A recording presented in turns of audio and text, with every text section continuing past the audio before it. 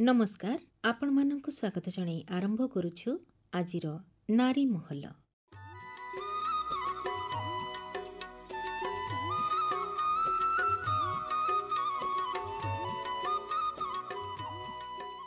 आम भारतीय दर्शन रे जोग हेउछि गोटिए महत्वपूर्ण शब्द।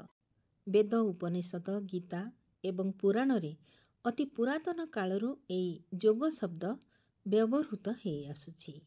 आत्मदर्शन समाधि ठारू आरंभ होई कर्मक्षेत्र पर्यंत जोगर व्यापक व्यवहार आम शास्त्र रे हेछि।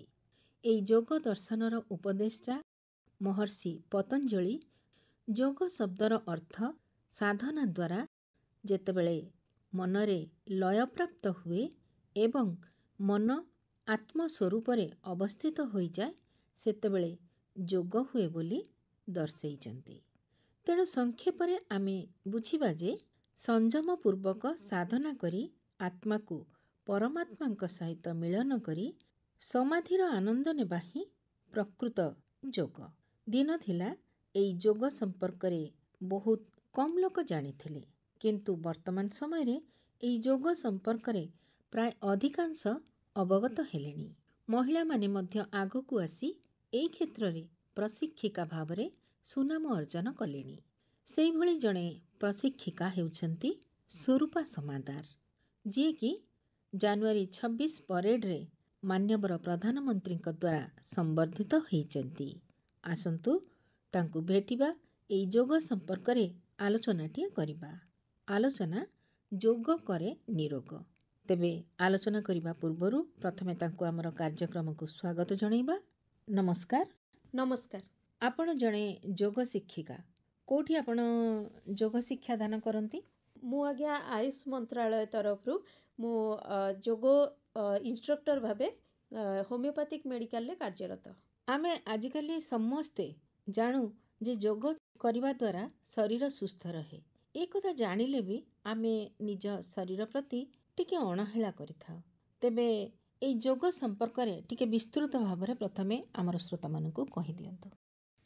प्रथमे तो मु कहिबी महिला मानक पई, काहेकि ना महिला माने घरर प्रत्येक काम करती। जो भली भाबे निजर छुआ मानकु देखिबा, सकाळु स्कूल पठेइबा एवं निजर स्वामी को ऑफिस को पठेइबा एवं घरर सदस्य मानकर जत्न नेबा एवं निजे जदि कोनोसी अनुष्ठान बा केउठारे बाहरे कार्यरत तो से माने निजे मध्य निजर ख्याल निजे ही रखती।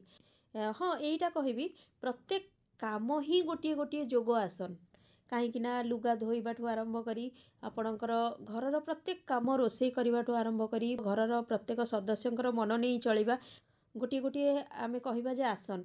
किंतु जे से माने भाबंती कहती जे आमे तो घरर काम करूछु, आमको जोग प्राणायाम करबा दरकार नहीं। से जिनिसटी भूल आज्ञा।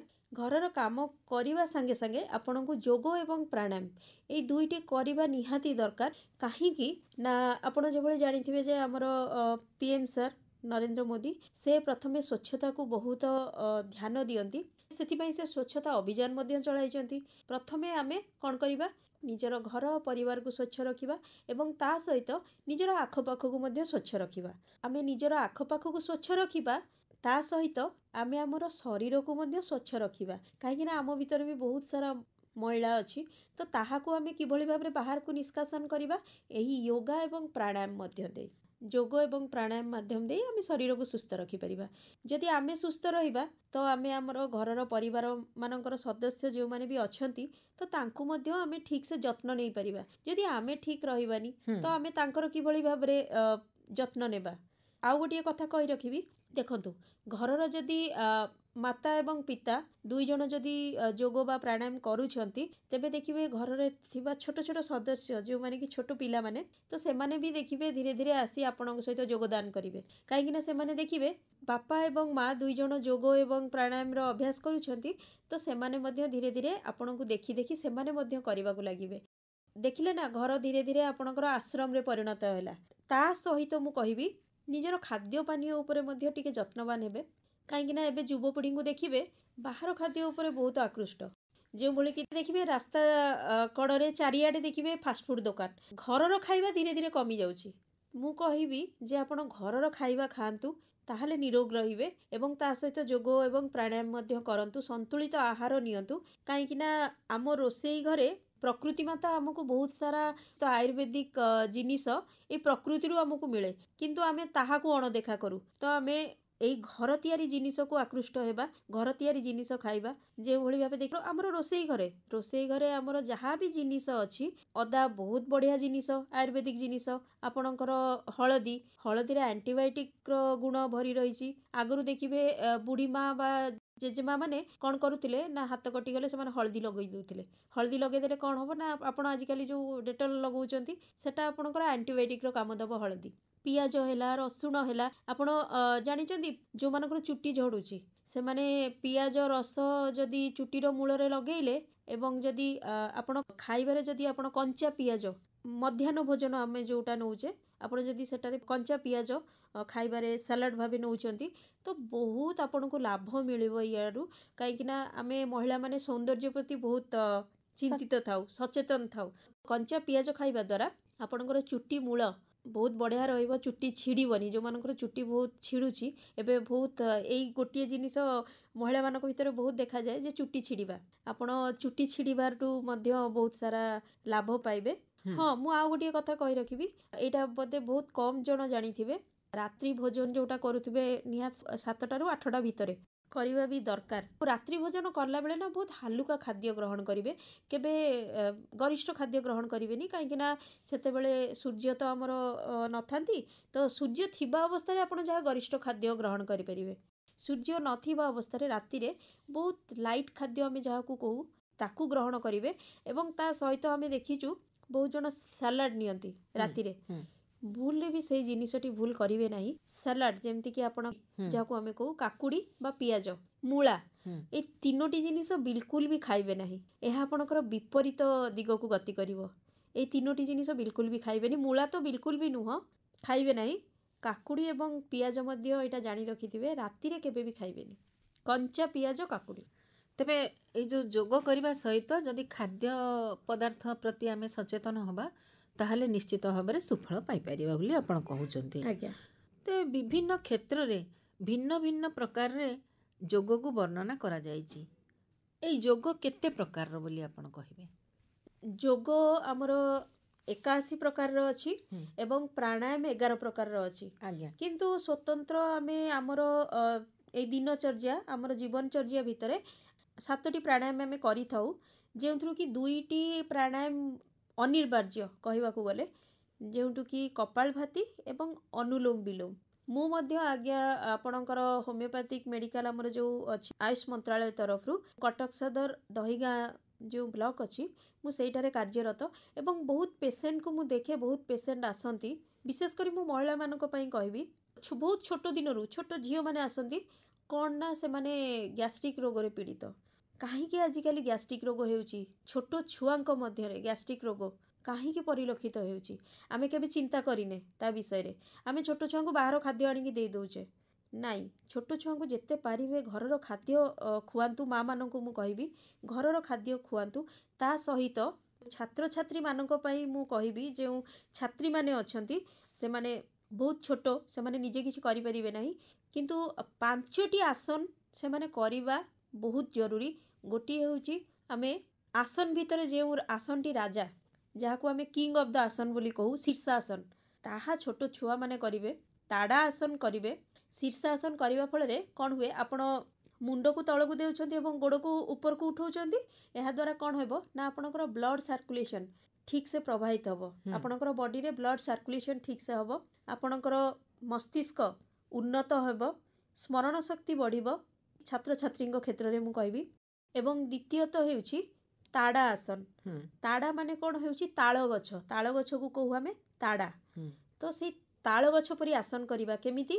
ସିଧା ଛିଡ଼ା ହୋଇଯିବା ଭୂମି ଉପରେ।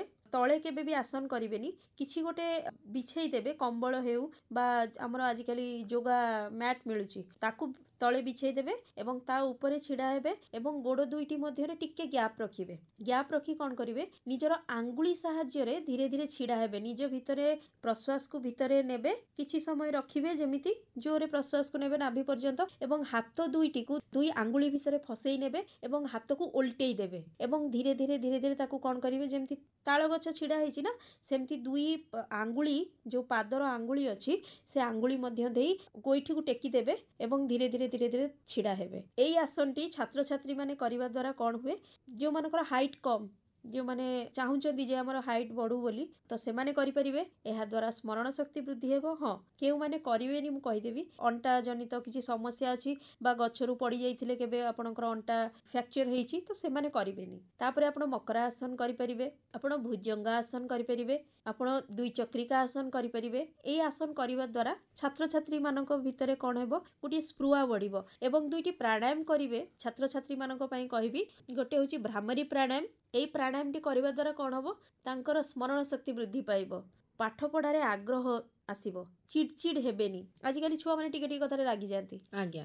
ଏଇ ସବୁ କାରଣରୁ ଏଇ ଯେଉଁ ପ୍ରାଣାୟାମଟି କଲେ ଭ୍ରମରୀ କ'ଣ? ଭ୍ରମର ଭଳି ଗୁଣୁଗୁଣୁ ହେବା। କ'ଣ କରିବେ? ନିଜର ବୃଦ୍ଧା ଆଙ୍ଗୁଠିକୁ କାନ ଭିତରେ ଦେଇଦେବେ, ନିଜର ତର୍ଜନୀ ଆଙ୍ଗୁଳି ଏବଂ ମଧ୍ୟମ ଆଙ୍ଗୁଳି ଆଖି ଉପରେ ରଖିବେ ଏବଂ ବିଶି ଆଙ୍ଗୁଳିଟିକୁ ନିଜର ଭ୍ରୁଲତା ଉପରେ ରଖିବେ ଏବଂ କନିଷ୍କା ଆଙ୍ଗୁଳିକୁ ନିଜର ଗାଲ ଉପରେ ରଖିବେ। କ'ଣ କରିବେ? ଜୋରରେ ନିଶ୍ୱାସ ନେବେ ଏବଂ ଓମ୍ର ଉଚ୍ଚାରଣ କରିବେ ନିଜ ଭିତରେ। ଦେଖିବେ ଯେତେବେଳେ ଆପଣ ଉଚ୍ଚାରଣ କରୁଥିବେ, ଆପଣଙ୍କର ଛାତ୍ରଛାତ୍ରୀମାନଙ୍କର ସ୍ମରଣ ଶକ୍ତି ବୃଦ୍ଧି ପାଇବ, ତାହା ସହିତ ପାଠପଢ଼ାରେ ମନ ଲାଗିବ। ଏହା ସହିତ କ'ଣ ହେବେ? ଯେଉଁ ରାଗି ଯାଉଛନ୍ତି ଆଜିକାଲି ଛୁଆମାନେ ଟିକେ ଟିକେ କଥାରେ, ତ ଏଇ ପ୍ରାଣାୟାମଟି କରିବା ନିହାତି ଜରୁରୀ। ଆଉ ଗୋଟିଏ ତ୍ରାଟକ, ଆପଣ ସକାଳୁ ଉଠି ସୂର୍ଯ୍ୟକୁ ଦେଖି କରିପାରିବେ।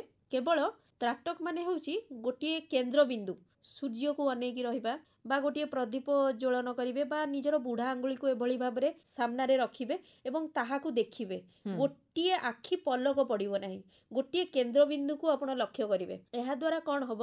ଛାତ୍ରଛାତ୍ରୀମାନଙ୍କ ଭିତରେ ପଢ଼ିବାର କନସେନ୍ଟ୍ରେସନ୍ ହେବ, ଆଉ ଆପଣଙ୍କର ଚିଡ଼ଚିଡ଼ ହେବେନି, ରାଗିବେନି। ଏଇସବୁ ଜିନିଷ ଆପଣଙ୍କୁ ସୁଫଳ ମିଳିବ। ଆପଣ ତ ଖୁବ୍ ସୁନ୍ଦର ଭାବରେ ଆସନ ସମୂହ ବିଷୟରେ ବୁଝେଇକିରି କହିଲେ ଏବଂ ତାହାର ସୁଫଳ କ'ଣ ସେ ବିଷୟରେ ବି ଆପଣ କହିଲେ। ତେବେ ଆମର ମହିଳାମାନଙ୍କ ପାଇଁ ସାଧାରଣତଃ କେଉଁ ଆସନ ଗୁଡ଼ିକ ନିହାତି ଆବଶ୍ୟକ ବୋଲି କହିବେ? ମହିଳାମାନଙ୍କ ପାଇଁ ମୁଁ କହିବି, ଆଜିକାଲି ତ ସବୁ ମହିଳାମାନେ କହୁଛନ୍ତି ଆମେ ସମସ୍ତେ କାର୍ଯ୍ୟରତ, ସମସ୍ତେ କହୁଛନ୍ତି ଯେ ଆମେ ଟାଇମ୍ ନାହିଁ, ଆମ ପାଖରେ ସମୟ ନାହିଁ, ସମୟର ଅଭାବ ଆମ ପାଖରେ। ଯଦି ଆସନ କରିବା ପାଇଁ ଆପଣଙ୍କୁ ସମୟ ନାହିଁ, ସେମାନେ ପ୍ରାଣାୟାମ କରନ୍ତୁ, କାହିଁକି ନା ତରତରରେ କୌଣସି ଆସନ ହେବ ନାହିଁ। ଯେତେବେଳେ ଆପଣ ଆସନ କରିବା ପାଇଁ ଯାଉଛନ୍ତି, ସେତେବେଳେ କ'ଣ କରିବେ? ଆପଣଙ୍କୁ ନିହାତି କିଛି ସମୟ ଦରକାର। ଅଧଘଣ୍ଟା ସମୟ ଆପଣଙ୍କୁ ଦେବାକୁ ପଡ଼ିବ ଆସନ କରିବା ପାଇଁ, କିଛିଟା ଆସନ କରିବା ପାଇଁ। କିନ୍ତୁ ଆପଣ ଯଦି ପ୍ରାଣାୟାମ କରୁଛନ୍ତି, ତାହେଲେ 15 ମିନିଟ୍ ଆପଣଙ୍କୁ ଦେବାକୁ ପଡ଼ିବ। ମୁଁ ମହିଳାମାନଙ୍କ ପାଇଁ କହିବି ଯେ କପାଳଭାତି ଏବଂ ଅନୁଲୋମ ବିଲୋମ, ଏଇ ଦୁଇଟି ପ୍ରାଣାୟାମ ଆପଣ କରିବେ। କପାଳଭାତି କିଭଳି କରିବେ? ସୁଖାସନରେ ବସିଯିବେ, ନିଜ ମେରୁଦଣ୍ଡକୁ ସିଧା କରିବେ ଏବଂ କପାଳଭାତିରେ କ'ଣ କରିବେ? ନିଜର ପ୍ରଶ୍ୱାସକୁ ଏଥିରେ କିଛି ଭିତରକୁ ନେବେନି, ବାହାରକୁ ବାହାର କରିବେ। ନିଶ୍ୱାସକୁ ବାହାରକୁ ବାହାର କରିବେ। କ'ଣ କରିବେ? ହାତ ଦୁଇଟିକୁ ଏଭଳି କ୍ରସ୍ କରିଦେବେ ବା ଆଣ୍ଠୁ ଉପରେ ଗୋଟିଏ ମୁଦ୍ରା, ଆପଣ ଜ୍ଞାନ ମୁଦ୍ରାରେ ରଖିପାରିବେ, ଆପଣ ପୃଥିବୀ ମୁଦ୍ରାରେ ରଖିପାରିବେ। ଯଦି ପୃଥିବୀ ମୁଦ୍ରା ବା ଅଗ୍ନି ମୁଦ୍ରାରେ ରଖୁଛନ୍ତି, ତାହେଲେ କ'ଣ ହେବ ନା, ଆଜିକାଲି ମୁଁ କହିବି ଯେ ବେଶୀ କରି ମହିଳାମାନେ ମେଦବହୁଳତା ରୋଗ, ମୋଟାପଣ ରୋଗ, ଅଣ୍ଟା ବଢ଼ିଯାଉଛି, ପେଟ ବଢ଼ିଯାଉଛି। ଏହି ଯେଉଁ ମୁଦ୍ରାଟି ଆପଣ ଯଦି କରୁଛନ୍ତି ଅଗ୍ନିମୁଦ୍ରା କିଭଳି କରିବେ ନା, ବୁଢ଼ା ଆଙ୍ଗୁଠି ଏବଂ ତର୍ଜନୀ ଆଙ୍ଗୁଠି ଦୁଇଟି ଟିପକୁ ଏଭଳି ଭାବରେ ଚାପି ଧରିବେ ଏବଂ ଏହି 3ଟି ଆଙ୍ଗୁଳିକୁ ସିଧା ଭାବରେ ଛାଡ଼ିଦେବେ ଏବଂ ଆରାମସେ କ'ଣ କରିବେ? ଆଖିକୁ ବନ୍ଦ କରିଦେବେ। ତା ସହିତ ଆପଣ କପାଳଭାତି କରିବେ। କେମିତି କରିବେ? ବାହାରକୁ ନିଶ୍ୱାସକୁ ବାହାର କରିବେ। এইଭଳି ଭାବରେ କରିଲେ କ'ଣ ହେବ ନା, ଆପଣ ସୁଫଳ ପାଇବେ। ଏବଂ ଅନୁଲୋମ ବିଲୋମ ପ୍ରାଣାୟାମ, ଆପଣ ପ୍ରଥମେ ତ ସୁଖାସନରେ ବସିବେ, କାହିଁକିନା ପଦ୍ମାସନରେ ସମସ୍ତେ ବସିପାରିବେନି। ସୁଖାସନରେ ହିଁ ବସିବେ। ଯେଉଁ ଆସନଟି ଆପଣଙ୍କୁ ସୁଖ ଦେବ ତାହା ଆମେ କହୁ ସୁଖାସନ ବୋଲି। ଆପଣ ସୁଖାସନରେ ବସିଲେ ଏବଂ ମେରୁଦଣ୍ଡକୁ ସବୁବେଳେ ସିଧା କରି ରଖିଥିବେ। ନିଜର ଡାହାଣ ପଟ ହାତକୁ ସିଧା ଭାବରେ ରଖିବେ ଏବଂ ବୃଦ୍ଧା ଆଙ୍ଗୁଳିକୁ କ'ଣ କରିବେ, ନିଜର ଡାହାଣ ପଟର ନାକକୁ ଚିପି ଧରିବେ। ଏଭଳି ଭାବେ ଚିପି ଧରିବେ ଏବଂ ବାଁ ପଟ ନାକରେ ଧୀରେ ଧୀରେ ପ୍ରଶ୍ୱାସକୁ ଭିତରକୁ ନେବେ। କେଉଁ ପର୍ଯ୍ୟନ୍ତ? ନାଭି ପର୍ଯ୍ୟନ୍ତ। ଏବଂ ତାକୁ 6 ସେକେଣ୍ଡ ପର୍ଯ୍ୟନ୍ତ ଭିତରେ ରଖିବେ ଏବଂ ଧୀରେ ସେ କ'ଣ କରିବେ ନା ନିଜର ତର୍ଜନୀ ଅଙ୍ଗୁଳି ଏବଂ ମଧ୍ୟମ ଆଙ୍ଗୁଳିକୁ କ'ଣ କରିବେ, ବାଁ ପଟ ନାକରେ ପୁଡ଼ାରେ ବନ୍ଦ କରିଦେବେ। ନାକର ଯେଉଁ ବୃଦ୍ଧା ଆଙ୍ଗୁଳିଠୁ ଚାପିକୁ ଧରିଥିବେ ତାକୁ ଧୀରେ ସେ ଛାଡ଼ିଦେବେ। ଜୋରେ ନିଶ୍ୱାସକୁ ଛାଡ଼ିବେନି, ଧୀରେ ଧୀରେ ଧୀରେ ଛାଡ଼ିବେ। ଏଇ ଯେଉଁ ପ୍ରୟୋଗଟିକୁ ଆପଣ ମିନିମମ୍ 15ରୁ 20 ଥର କରିବେ, ତାହେଲେ ଆପଣ ଲାଭ ପାଇବେ। ଆଜ୍ଞା, ଆଉ ଗୋଟିଏ କଥା ଆପଣଙ୍କଠୁ ଆମେ ଜାଣିବାକୁ ଚାହିଁବୁ ଯେ ଆମର ସାଧାରଣତନ୍ତ୍ର ଦିବସରେ ନୂଆଦିଲ୍ଲୀରେ କର୍ତ୍ତବ୍ୟ ପଥରେ ପ୍ରଧାନମନ୍ତ୍ରୀଙ୍କ ଡାକରାରେ ଆପଣ ଯୋଗ ପ୍ରଶିକ୍ଷିକା ଭାବରେ ଏକମାତ୍ର ମହିଳା ଭାବରେ ଆମର ଓଡ଼ିଶାରୁ ଯାଇକି ପ୍ରତିନିଧିତ୍ୱ କରିଥିଲେ। ସେ ଅନୁଭବ କେମିତି ଥିଲା ଆପଣଙ୍କର? ତାହାର ଅନୁଭବ ଅବର୍ଣ୍ଣନୀୟ। କାହିଁକି ନା ମୁଁ ଜଣେ ହିଁ ମହିଳା। ଆମର 30ଟି ଜିଲ୍ଲାରୁ 8 ଜଣ ଆମେ ବଛା ହେଇ ଯାଇଥିଲୁ। ଆମକୁ ନିମନ୍ତ୍ରଣ କରାଯାଇଥିଲା। ସେଥିମଧ୍ୟରୁ 7 ଜଣ ପୁରୁଷ ଥିଲେ ଏବଂ ମୁଁ ଜଣେ ହିଁ ମହିଳା ଥିଲି। ଏବଂ ଆପଣମାନେ ଯେଭଳି ଜାଣିଥିବେ ଯେ ଆମର PM ସାର୍ ମହିଳାମାନଙ୍କୁ ଅଗ୍ରାଧିକାର ଦେଇଛନ୍ତି, ଅଗ୍ରାଧିକାର ଦେଇ ବି ଆସୁଛନ୍ତି। ତେଣୁକରି ଜଣେ ମହିଳା ଭାବରେ ମୁଁ ନିଜକୁ ନିଜେ ଗର୍ବ ଅନୁଭବ କରୁଛି। କାହିଁକି ନା 7 ଜଣ ପୁରୁଷ ଭିତରେ ମୁଁ ଜଣେ ହିଁ ମହିଳା ଥିଲି। ଏବଂ ଯେତେବେଳେ ଆମର ସାର୍ ମଧ୍ୟ ଶୁଣିଲେ ସେ ବହୁତ ଖୁସି ହେଲେ, ଓଡ଼ିଶାରୁ ମୁଁ ଜଣେ ହିଁ ମହିଳା ବଛା ହେଇଛି ବୋଲି। ଏବଂ ଆମକୁ ସେଠାରେ ସବୁଠୁ ବଡ଼ ଜିନିଷ ଥିଲା, ଆମେ କର୍ତ୍ତବ୍ୟ ପଥରେ ୟୋଗାର ଯେଉଁ ଆମେ ନିମନ୍ତ୍ରଣ ପାଇଥିଲୁ, ଆମେ ସେଠାକୁ ଯାଇଥିଲୁ। ସେଠାରେ ଆମେ ପରେଡ୍ ଦେଖିଲୁ ଏବଂ ବହୁତ ସାରା ବାହାର ଦେଶରୁ ବହୁତ ଜଣ ଆସିଥିଲେ, ଯେମିତିକି ଆମର ଲଣ୍ଡନରୁ ଆସିଥିଲେ, ଆମର ଫ୍ରାନ୍ସରୁ ଆସିଥିଲେ, ଆମର ଆର୍ଜେଣ୍ଟିନାରୁ ଆସିଥିଲେ। ଆମେ ଜାନୁଆରୀ 26ରେ ସେଠାରେ ପ୍ୟାରେଡ୍ ଦେଖିଲୁ ଏବଂ ଆମକୁ ଲଞ୍ଚ ପାଇଁ ଇନଭିଟେସନ୍ ମଧ୍ୟ ହେଇଥିଲା। ଆମେ ଯାଇ ଆମର ଯେ ଆୟୁଷର ସ୍ୱାସ୍ଥ୍ୟମନ୍ତ୍ରୀ ଅଛନ୍ତି, ଆମେ ତାଙ୍କ ସହିତ ଲଞ୍ଚ ମଧ୍ୟ କରିଥିଲୁ। ବହୁତ ଖୁସି ଲାଗିଲା। ଏବଂ 27 ତାରିଖରେ ଆମେ ଲାଲକିଲ୍ଲା ଯାଇଥିଲୁ।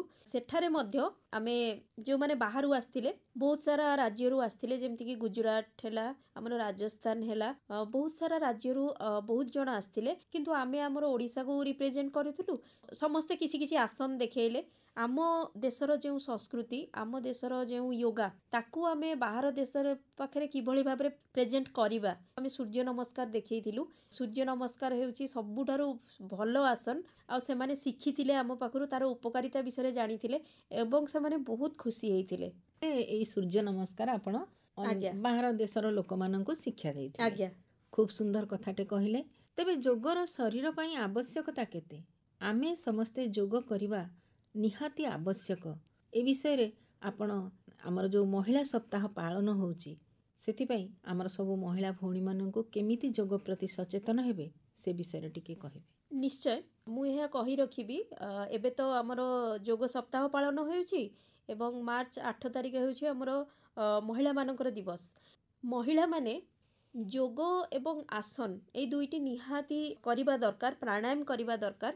ମୁଁ ମହିଳାମାନଙ୍କର ମାସିକ ଧର୍ମ ବିଷୟରେ କହିବା ପାଇଁ ଚାହିଁବି, ଯାହାକି ମୁଁ ମଧ୍ୟ ନିଜେ ମେଡ଼ିକାଲରେ ଯାଏ ଏବଂ ଦେଖେ ବହୁତ ସାରା ମହିଳାମାନେ ଅଛନ୍ତି ଯେଉଁମାନେ କି ଏଇ ମାସିକ ଧର୍ମ ତାଙ୍କର ଅନିୟମିତତା ଥାଏ।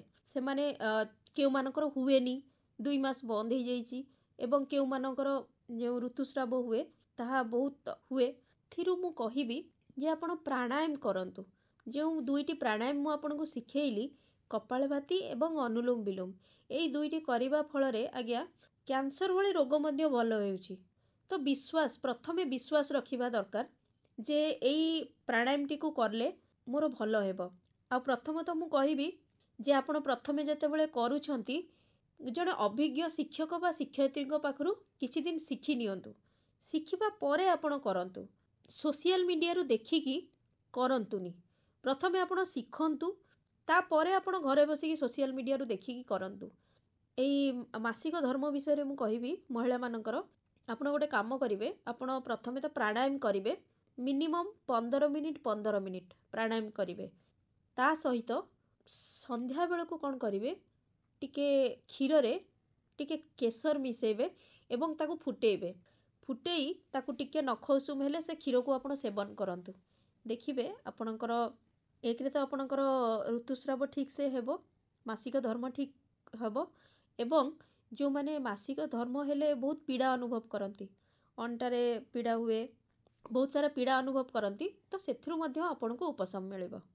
मु एतिकी कहया पई चाहिबी एई महिला सप्ताह रे महिला मानकु महिला माने जोग करंतु, प्राणायाम करंतु एवं सुस्थ रुहंतु। आउ गोटे कथा कहबी, एबे तो आगो को गरम दिन आसुची, गरम दिन रे आपण कौन करिवे, मु आपण को दुईटी प्राणायाम कहूची। गोटे होची शीतली एवं शीतलिकाय, दुईटी प्राणायाम अछि, से दुईटी प्राणायाम मु आपण को कहबी। खरा दिन रे कौन करिवे, वर्षा दिन रे किंतु करिवेनी एई प्राणायाम को, काहेकि ना ठंडा सर्दी होबार संभावना अछि। आपण कौन करिवे, प्रथमे तो सुखासन रे बसिवे एवं निजर मुह को पक्षीर मुह भली करिवे। केमती करिवे, जीभ को आगो को बाहर करिवे, एभली भाबरे जीभ आगो को बाहर कले एवं जीभ को पक्षीर मुह जेमती थंट थाए सेई भली भाबरे जीभ को करिवे एवं धीरे धीरे धीरे धीरे प्रश्वास को भीतर को नेबे। एभली करले एवं निज मुह को स्वाभाविक करिवे, प्रश्वास को किछि समय भीतर रखी धीरे धीरे ताकू कौन करिवे, नासा मध्य देई बाहर को निर्गत करिवे। एहा द्वारा कौन हबो, खरा दिन रे आपण जो चिड़चिड़ अनुभव करचंती ताठू उपशम मिलिबो। एवं जदि शोष लागुची आपणको, शोष ठू मध्य उपशम मिलिबो केमिति ना, आपणकर गळा पाखरे देखिबे जदि शोषरे जेमति गळा सुखी जाए, गळाटी आर्द्र होई जिवो, तो आपणको शोष लागिबा भी बंद हबो। तो खरा दिन रे आसनटी को करिवे। महिला मानक पई कहबी, आपण जे प्राणायाम बा आसन करूछंती, जणे जदि अभिज्ञ शिक्षक बा शिक्षयित्री ठारू आपण तालीम नेबे, ताहले सी आपण को कही देबे जे आपण को आसनटी आपणको शरीर प्रति ठीक रहिबो एवं केउ आसनटी आपणको शरीर प्रति ठीक रहिबो नाही। काहेकि ना एटा आपण सोशल मीडिया रु जानि परिबेनी, एटा आपण जदि अभिज्ञ शिक्षक बा शिक्षयित्री ठारू शिखिबे आपण लाभ पाइबे। काहेकि पुरुष माने तो आज्ञा सबुआडे जाउचंती, किंतु घरर महिला माने जो माने गृहिणी से माने तो कुआडे जानतीनी, एवं से माने किभली सुस्थ रहिबे मु सबुबेले प्रचेष्टा करिथाए। एई आलोचना माध्यम रे आपण जोग शिक्षा संपर्क रे अनेक गुड़िया आसन संपर्क रे आमर श्रोता भौणी मानकु धारणा देले। जोग करने द्वारा को को सुफल आम शरीर को मिले से विषय विस्तृत भाव में कहले। से आपण को आम अनुष्ठान तरफ अनेक अनेक धन्यवाद। नमस्कार। नमस्कार। शुणिले आलोचना जोग करे निरोग। आलोचिका थिले स्वरूपा समादार।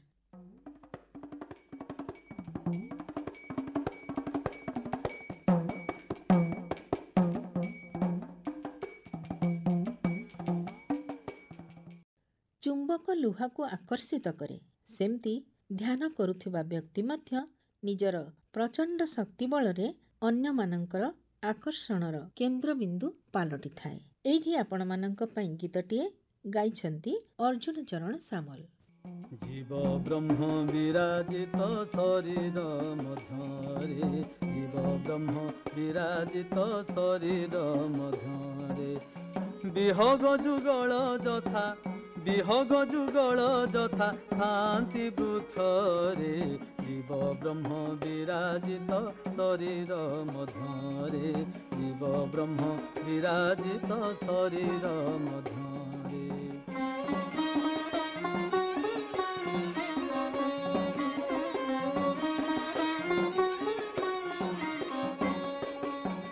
जीवन विहग नित्य भुंजे नाना फल, ब्रह्म पक्षी थांती साखी स्वरूप केवल, अकाट्य संबंध किंतु उभय मध्यरे, तिष्ठि न पारई जीव ब्रह्म भावरे, जीव ब्रह्म विराजित शरीर मध्यरे, जीव ब्रह्म विराजित शरीर मध्यरे।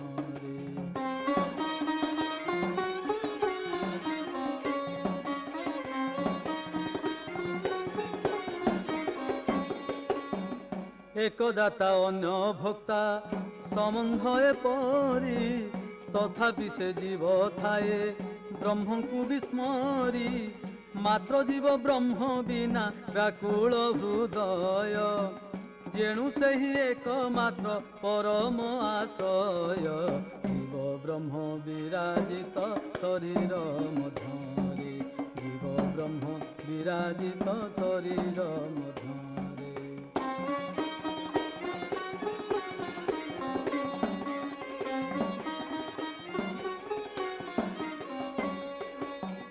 জাগ্রত কালরে অবা শয়নে স্বপনে জীব প্রতি ব্রহ্ম দৃষ্টি থায়ে অনুক্ষণে জগত জঞ্জাল হেলে জীবন বিকল ব্রহ্ম আশ্রୟରେ শান্তি লভই কেবল জীব ব্রহ্ম বিরাজিত শরীর ମଧ୍ୟରେ জীব ব্রহ্ম বিরাজিত শরীর ମଧ୍ୟରେ